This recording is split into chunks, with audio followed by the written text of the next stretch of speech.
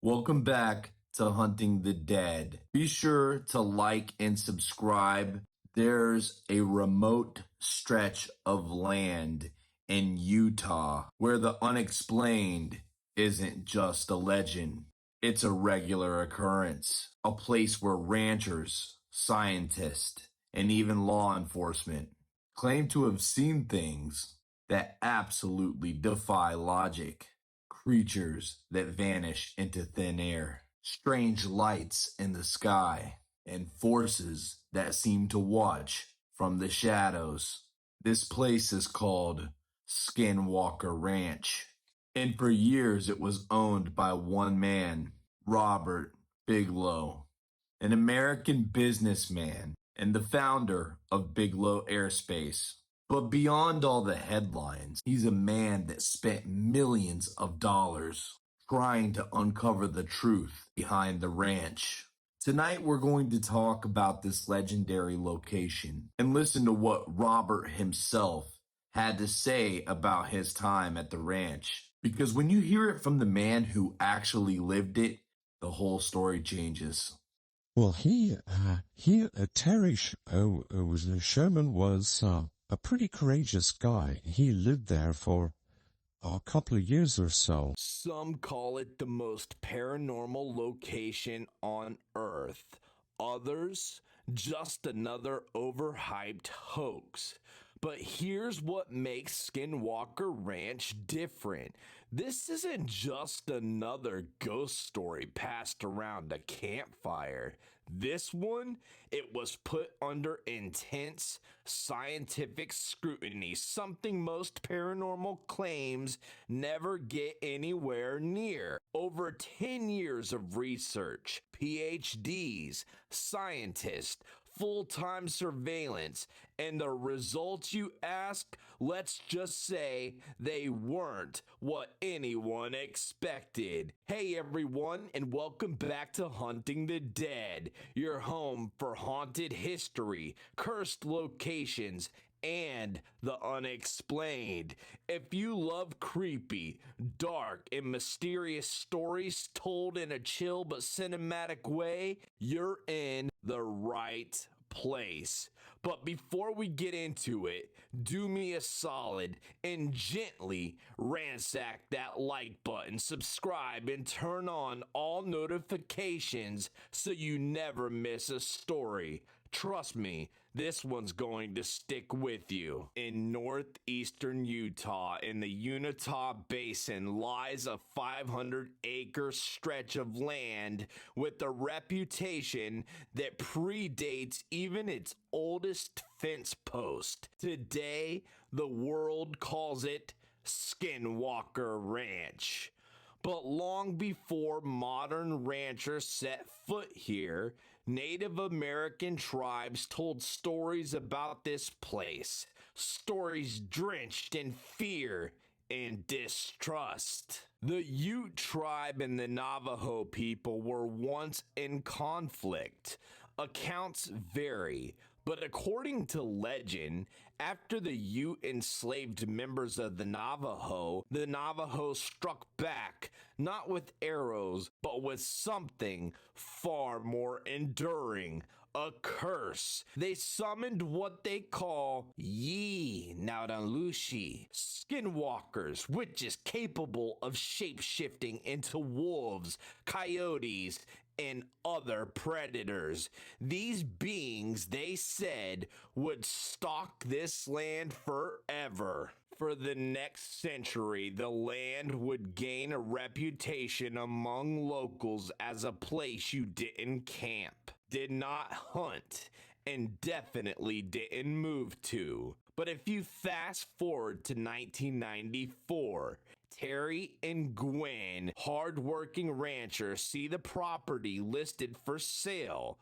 The land is fertile enough for cattle, and it's remote perfect for their lifestyle. But when they arrive, they notice strange details. Every window and door has locks on both sides.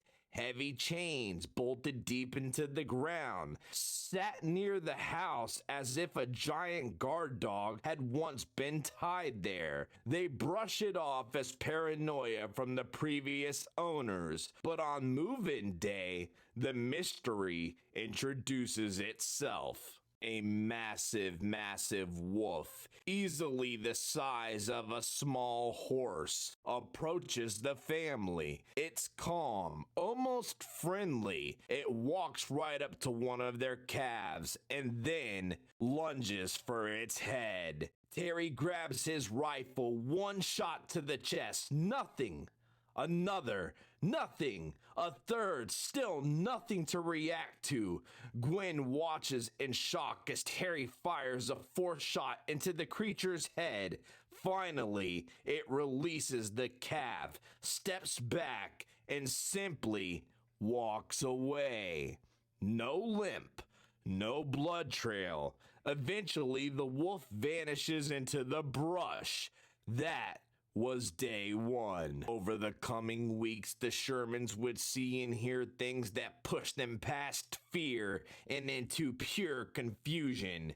Cattle disappearing, tools vanishing and reappearing in impossible places, bright orbs dancing in the night sky, and worst of all, moments where Gwen would lose hours of time with no memory of what happened. The events escalated quickly. The family reported seeing orbs, some the size of baseballs, others larger, hovering over the fields. These orbs weren't just lights. Terry described them as intelligent, moving with purpose. One type, particularly small, glowing blue orbs, became their fastest, greatest fear. The Shermans claimed that looking at them filled with the overwhelming dread, unlike anything they had ever felt before. Then came mutilations. They find their prized cattle dead, sometimes with precise surgical cuts, but no blood, no footprints, no signs of predators. One night, the family's 3 dogs chased the blue orb into the darkness. Terry heard them yelp in terror, and then silence. In the morning, he found nothing but 3 scorched spots on the ground. Perhaps the strangest event of all came when Terry spotted an orange portal in the distance, glowing, swirling. Through his rifle scope, he swore he saw a humanoid figure crawl out, drop to the ground, and run off into the very night. Days later, 4 of his massive bulls went missing. The family searched frantically. These animals were worth thousands and thousands of dollars. Hours later, they found them crammed together inside a tiny locked trailer, still alive, but standing in a trance-like state. The locks hadn't been broke. There was no footprints. And at this point, the Shermans began to wonder if they were dealing with something beyond their comprehension, something that could manipulate space, time, and reality itself. The story hit local news, and that's when billionaire Robert Bigelow stepped in. Bigelow, founder of Bigelow Aerospace, had a lifelong fascination with the paranormal. He bought Skinwalker Ranch from the Shermans and brought in NIDS, the National Institute for Discovery Science. On the Skinwalker Ranch was protected. In a sense, I was the groundskeeper in a way, and I was trying to protect it from being overrun by people from the outside so that we could study what was going on there. That was not a ghost hunting team with EMF meters and night vision cameras.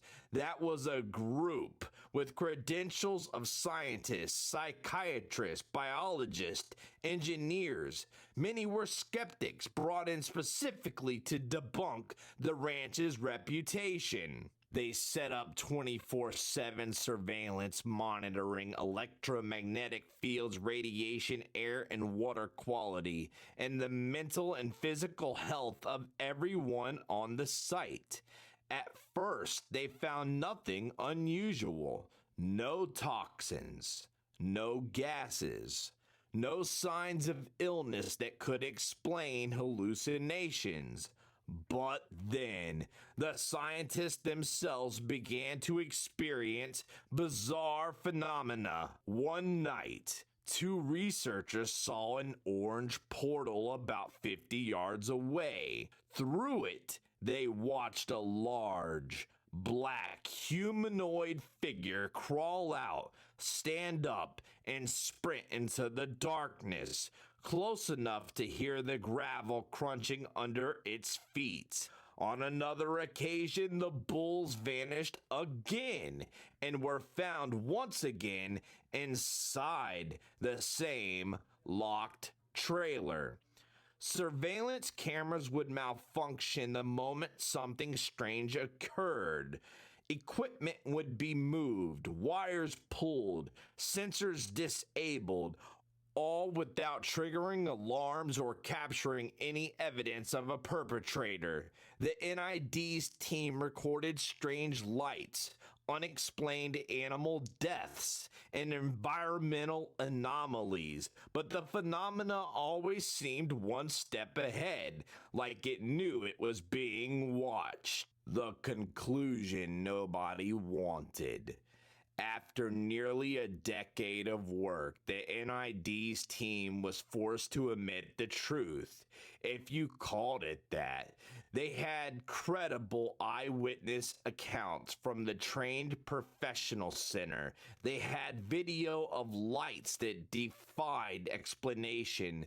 They had electromagnetic readings that spiked without warning, but they had no proof. Nothing conclusive. It was as if the phenomena only revealed itself only on its own terms, and always in a way that kept it just out of scientific reach. But by 2004, the activity slowed. Bigelow's team left, and to this day, many of the scientists involved maintain that what happened at Skinwalker Ranch was very much real, but beyond our current understanding. Skinwalker Ranch remains one of the most debated locations in the paranormal world. Was it aliens, interdimensional beings, a government black ops experiment, or lingering wrath of the Navajo curse?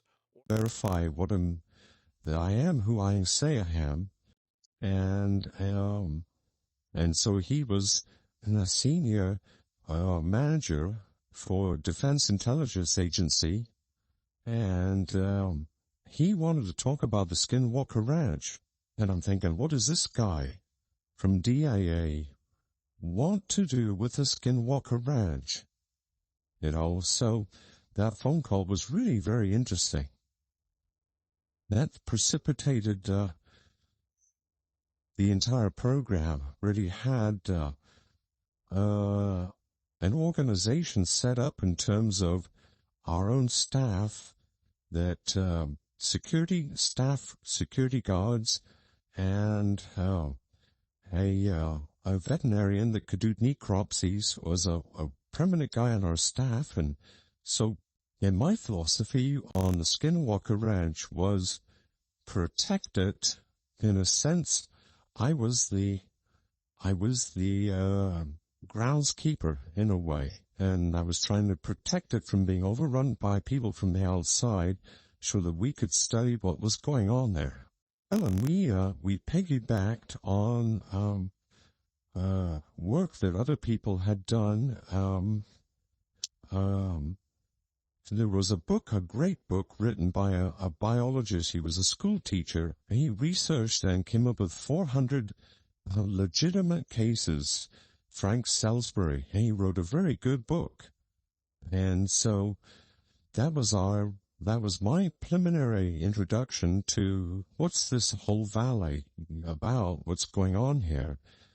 And then we established relationships with the Sheriff's Department and Bureau of Indian Affairs, police, and we realized that a lot of the outlying and contingent ranches contiguous to Skinwalker had events happen all the time.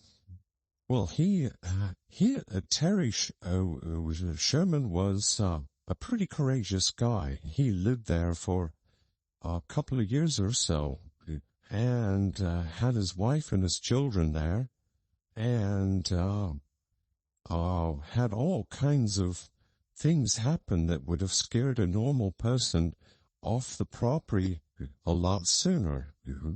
And then with his wife getting fired from the bank and everything, and just because she happened to mention to a couple of friends there what she was going through, it was quite amazing. The sidebar stories that he would tell us, and there were confirmations all over the place. Not just from our own staff, but our own staff. It's not fabricating things, but then, of course, neighbors and police officers and sheriff's people, and some of the sheriff's stories were amazing. A couple in particular, unbelievable. I think he was interested in the locomotive capabilities of UFOs.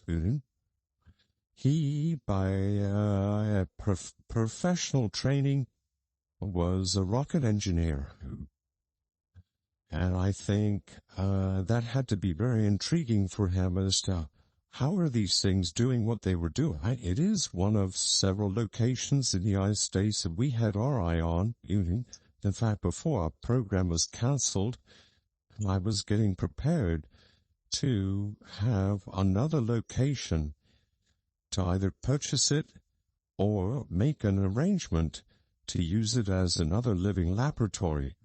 Yeah, so I'm sure, the book goes into that. The calf mutilation was really interesting. And typically of all, it was very typical of all the mutilation cases. There's no blood on the ground. And also, how are you that neat and clean to be able to not disturb ground, and there's no blood, so how did you eliminate that blood, right? And but there are many different kinds of mutilation stories that are really quite phenomenal. And predators will not like coyotes. They don't want anything to do with a mutilated cow. There's some kind of something they sense that keeps them up. They'll go so close, and then that's it. They won't chew on it. So it's never a function of predators caused the initial cavities and incisions and so forth that were made. The spooks at the shadow figures walk through the rooms, through one wall and through to another wall. I think my guess is he would have loved to get his hands on the propulsion topic. We began having a shift, and from what Harry Sherman saw was spacecraft and spacecraft demonstrations, including the cattle mutilations, but spacecraft demonstrations when there was a spacecraft commingled in the top of cottonwood trees. It was blocking out some of the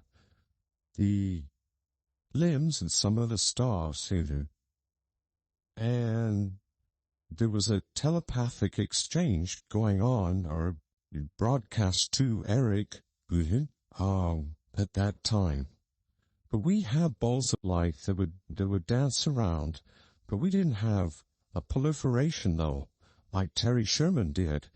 But it shifted for us more into the consciousness kind of activity. So maybe you had, discarnate beings, or something that was co-dimensional with the ET beings, right?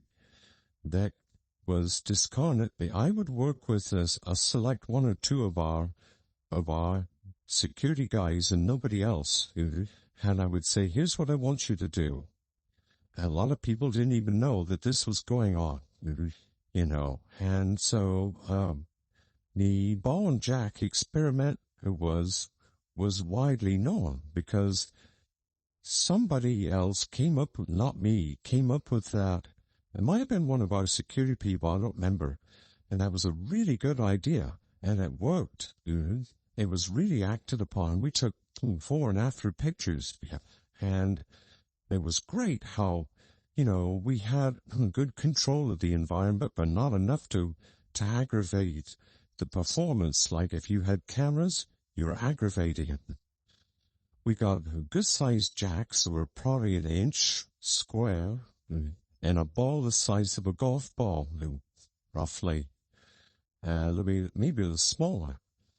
And so our ranch manager and one of our security officers used the kitchen table and the double-wide trailer to set it up. Yeah. So they arranged them in a circle, and they put the ball in the middle of the circle. And we took a photograph. And they weren't done very neatly. And the reason we knew that is because after they were acted upon, we saw how neatly they were set up. Okay. So they were set up so the ranch manager, security guy go outside. There's nobody else in the trailer. They wait 30 seconds and come back in. Nothing's been changed. They go back outside. They wait a minute. They come back in. Everything's changed. It's not a circle, it's a horseshoe. The ball is outside of the horseshoe. All of the jacks were paired in color. In fact, when we did the before and after photographs, I had Charles had photographs there, and I said, "Now, look at these jacks. What do you notice?" Well, he didn't make a comment too much, but I said, well, look, every single color is that we have pairs of colors, and they're all paired. It's not just, oh, here, look at me, I move something for you. It's, I move something,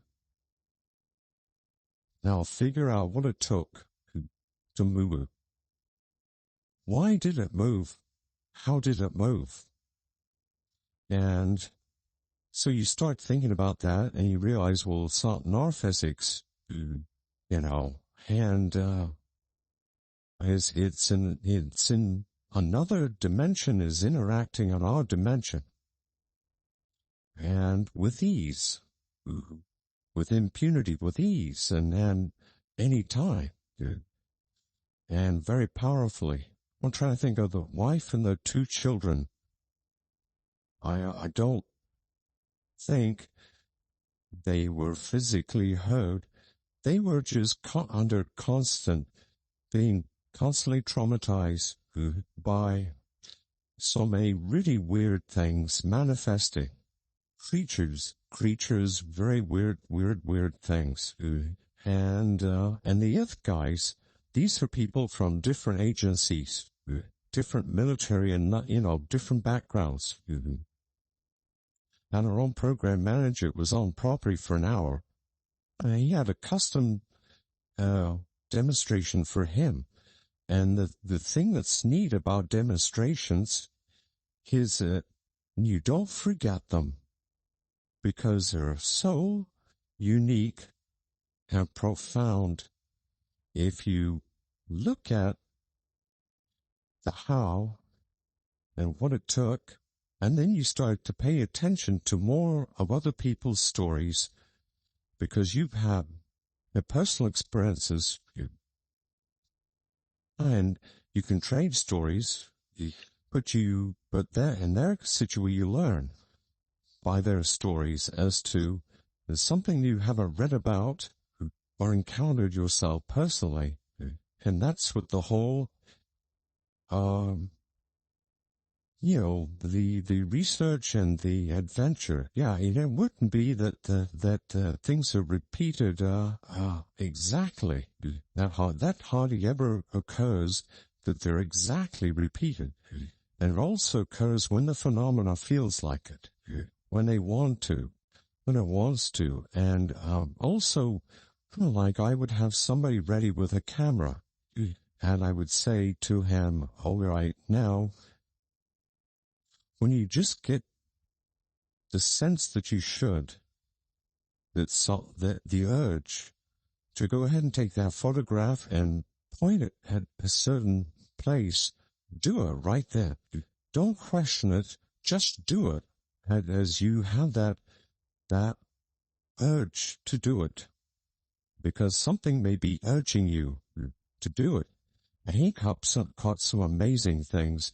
One, an object lifting off of a dresser. One where the photons wouldn't go beyond the edge of the bed. He was laying in bed and took pictures, and there's a dresser and a mirror on the wall, and the 4 feet of space between the end of the footboard for the bed and the dresser. Photons stopped at the edge of the bed, and there was a very faint outline of something beyond. But those photons should never have stopped that short a distance. Well, from him, but it's just the lesson is the presence can tweak what you couldn't tweak on your camera. And who could? Who can create a bar of light that's just light? It's not in physical enclosure of any kind. My wife had that happen. Those are really interesting lessons because you can't stop these photons coming from your lights in this room. These walls could be another 10 feet out, and you'd still have some light that would show on a surface, right? But boom, not right past here. No, and then they would have like a full Sasquatch creature standing in the doorway, filling up the entire doorway from property. I did a lot of experiments where I said, okay, here's what I want you to do there. And then we did one series where I was asking for things to show up in I was asking in Las Vegas, for things to show up at the ranch, yes, and being witnessed by at least 2 people, with the proof being a digital camera. So they were orbs, and they needed to be assembled. I was asking for certain geometries, and I got 3 out of 4 dead correct.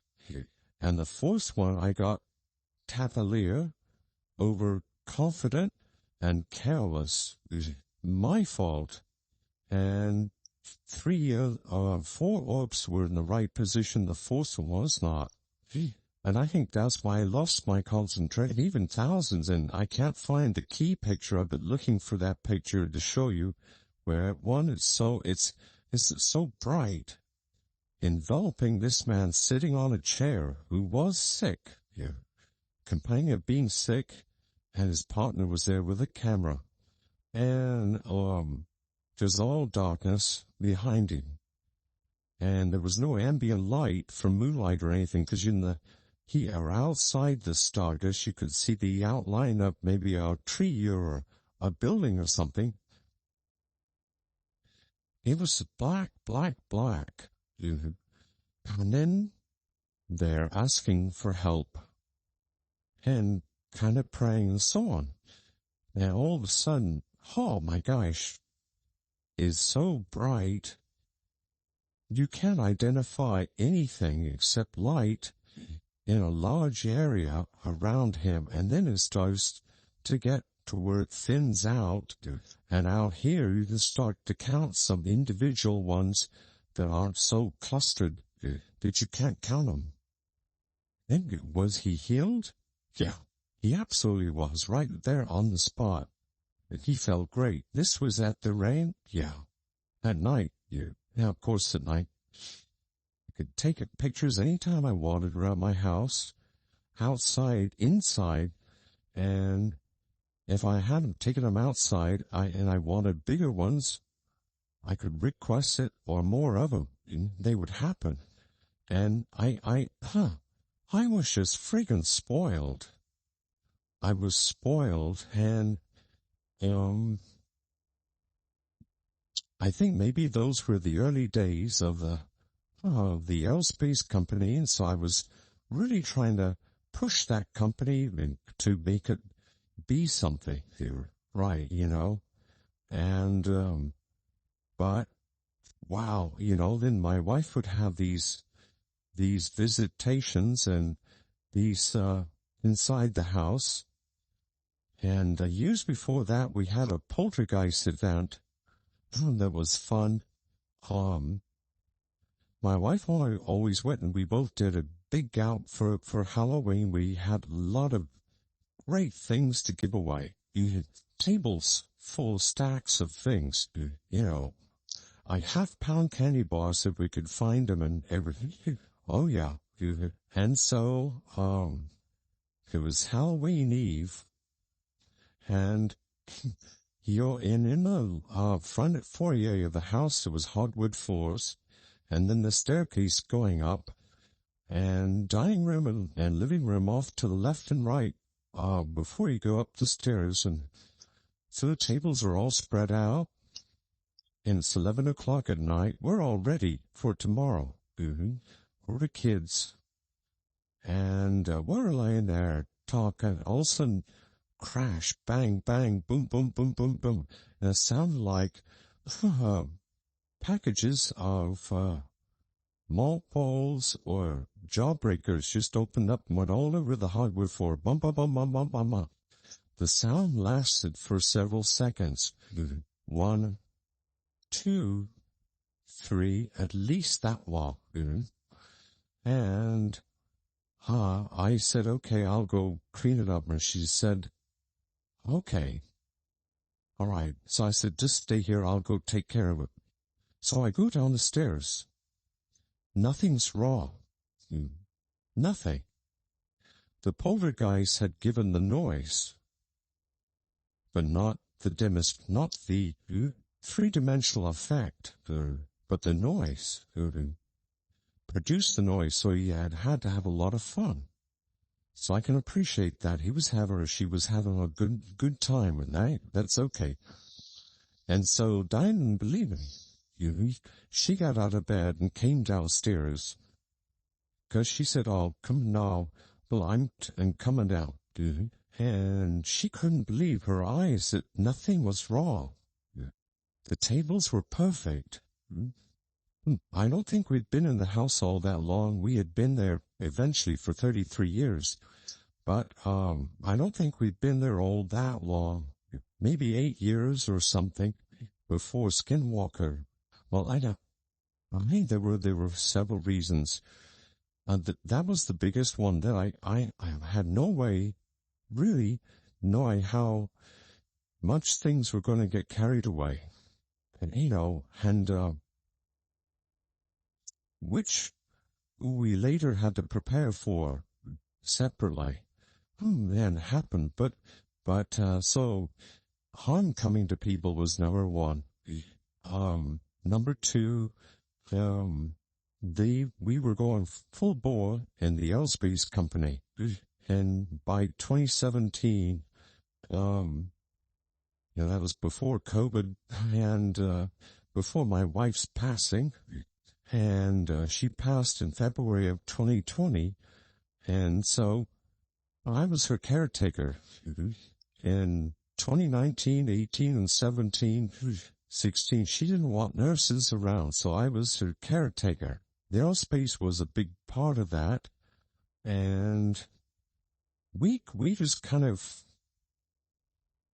I guess, maybe outgrowing it isn't quite the right word, because how can you ever outgrow something so phenomenal? I think it is, we weren't too sure what else we should do with it. And we kept having these demonstrations and so forth. But we didn't particularly want to respond to, you want to come over to our site? So, well, now wait a second. What does that entail? We're not sure about that. No, right? No, all in good time. You get to that point, how much do you try to communicate, and then things are set up more and more and more and more suggestive and so on. You don't want what could happen really like that. So, and because a lot of things that we were doing shouldn't have succeeded. So we have some kind of a rapport going on, right? So we were getting to know you, right? Getting to know all about you. Yes, so we weren't in the dating frame of mind yet. We were just trying to understand the who and the parameters, and we have nothing to do with control. We have nothing to do with stopping you from anything, or, we try to be as much in harmony as we can. And, my philosophy with the other side is, I think really boils down to two things. Stop asking what they can do for me. I want to know, what can I do for the other side? That's number one. Is there something or some things I can do for the other side that's meaningful? And the second is, what advice and wisdom can you offer us as to how should we operate and manage our institute, VIX? What can we? So I'm trying to get advice from the other side, and they could say, we've been trying to tell you. That's what all these hunches are for, all this intuition for that you've been ignoring. We've been pounding on your door, just like the story about God and the guy on the roof of his house and the flood, right? And he's praying. And finally, here comes a guy with a boat. And the guy says, no, I'm praying for God for help. And here comes another guy with a boat. And he says, no, I'm praying for God for help. Fine, no more boats. He says, you've forsaken me, God. Why have you forsaken me? And the voice says, what do you want? I just sent you 2 boats. But, We just heard from Robert in his own words about his time at Skinwalker Ranch. A man who spent years, millions of dollars, chasing the answers. And yet, with all the money, resources, science, the ranch still refuses to give up its secrets. See, I'm starting to think maybe that's the power of Skinwalker Ranch. It doesn't challenge what we know. It challenges what we believe. So tell me, what do you think? Is it a portal or a government experiment? Let me know your thoughts in the comments section below. Make sure you subscribe and turn on your notifications, because Hunting the Dead is bringing that scary Stay tuned for more stories. And until next time, my friends, sweet nightmares. Demon Slayer. Yeah. HDD. Lego. Demon Slayer, man, it came a long way. Demon Slayer, man, that boy getting paid. Demon Slayer, he be grinding all day. Demon Slayer, man, you should be afraid. Bitch, I'm a nightmare, started from a high chair. Got balls of steel, working with a nice pair. I ain't scared of demons, maybe yeah, I got my own. But when it comes to haunted, I'm in buildings all alone. Ghosties give me kiss like my name was Omar. Got a sucky bitch, wish her name was Chris Starr. Seen a lot of stuff, Bloody Mary in the mirror.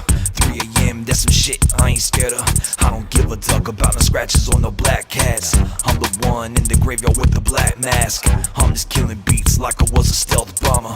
Every track I cut, dog, they call me Jeffrey Dahmer. Demon Slayer, man, he came a long way. Demon Slayer, man, that boy getting paid. Demon Slayer, he be grinding all day. Demon Slayer, man, you should be afraid. Demon Slayer, man, he came a long way. Demon Slayer, man, that boy getting paid. Demon Slayer, he be grinding all day. Demon Slayer, man, you should be afraid. 1-800, you should call the Demon Slayer. Cause you never know when the devil is your neighbor. Bitch, I come through like a ghost busting Mad Max. Call this shit blood magic, I ain't talking 10 packs. I see voodoo, I play Charlie. Got my Ouija board, about to have a ghost party. Sipping absinthe, trying to hallucinate. Gotta see the spirits, paranormal serenade. I'm the ghost man, every spirit know my name. Sister, midnight man, damn I love my haunted games. I'm just thinking what would happen if I quit hunting. HDD for life, bitch, I never quit nothing. Demon Slayer, man, he came a long way. Demon Slayer, man, that boy getting paid. Demon Slayer, he be grinding all day. Demon Slayer, man, you should be afraid. Demon Slayer, man, he came a long way. Demon Slayer, man, that boy getting paid. Demon Slayer, he be grinding all day. Demon Slayer, man, you should be afraid. Yo, they call me Demon Slayer, man, she say I'm semen flavor. All this hammer screaming later, downer than an elevator. I ain't Steve Huff, but yeah, I got a bald head. Call me Zach Bagels, cause yeah, I made that cream spread. I got haunted dolls, I got haunted walls. I got haunted houses, yeah, she got pregnant walls. Looking in the mirror every time I hit these places. I'm about to honey cut up and hit CJ facing. I'm a madman, ask urban ghost. They call me white magic, every other day I post. Hey man, I post every other day, so make sure y'all subscribe and turn on those notifications. Ha. Demon Slayer, man, he came a long way. Demon Slayer, man, that boy getting paid. Demon Slayer, he be grinding all day. Demon Slayer, man, you should be afraid. Demon Slayer, man, he came a long way. Demon Slayer, man, that boy getting paid. Demon Slayer, he be grinding all day. Demon Slayer, man, you should be afraid. Man, for real, y'all should be afraid. What's up, guys? Jody Dean here, Mr. Hunting the Dead. Thank you so much for listening to my new song, Demon Slayer. I hope you guys liked it. I look forward to seeing your feedback in the comments below. Make sure you smash that thumbs up. You share this on all your social media. That's Facebook, that's Twitter, that's Instagram, that's TikTok. I want to see your TikToks. I want to see your Instagram stories reacting to this song, maybe dancing or singing along to it. This song is also now available on iTunes, Spotify, and more. If you guys want to see a music video to this song, tweet me on Twitter and let me know what you would like to see in that music video, because I got some crazy turn shit up a notch ideas. Guys, I love you all so much. Thank you so much for your support. Until the next one, sweet nightmares.